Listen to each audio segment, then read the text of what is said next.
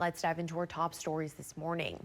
Now, Adams County police deputies were called to 104 East School Street in Camp Point this past Friday for a report of a domestic disturbance. Now, before deputies could arrive, it was learned that a male involved in the disturbance had shot himself. Deputies learned that while packing his belongings from the residence, he accidentally shot himself in the abdomen. Now, he was transported to Blessing Hospital and is being treated for serious injuries. The incident remains under investigation. And now a Louisiana woman is injured after a vehicle accident Saturday evening in Pike County.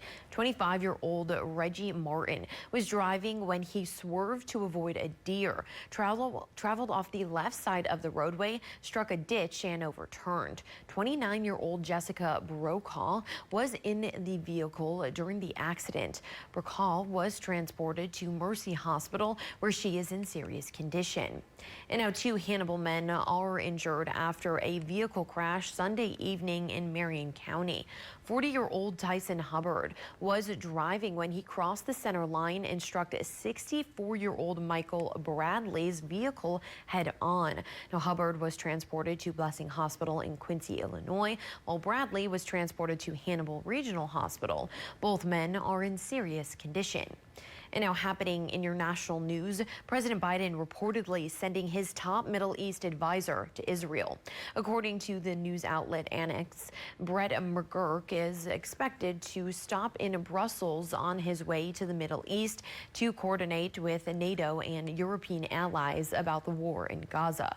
He'll then meet with Israel's prime minister on Tuesday. His trip is a part of the president's ongoing efforts aimed at containing the war to Gaza, as well as the release of hostages.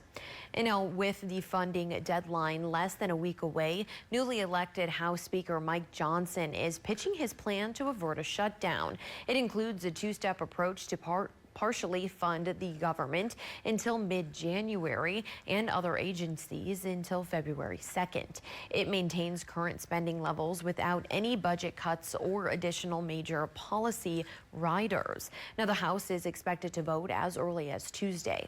And 5 American service members were killed Sunday when their aircraft crashed into the Mediterranean Sea. According to the U.S. European Command, a fatal mishap occurred abroad during a routine air fueling mission. Search and rescue operations have begun. 2 officials reportedly told the Washington Post that the troops were preparing for evacuations out of Israel and Lebanon in case the war in Gaza escalates into the rest of the region.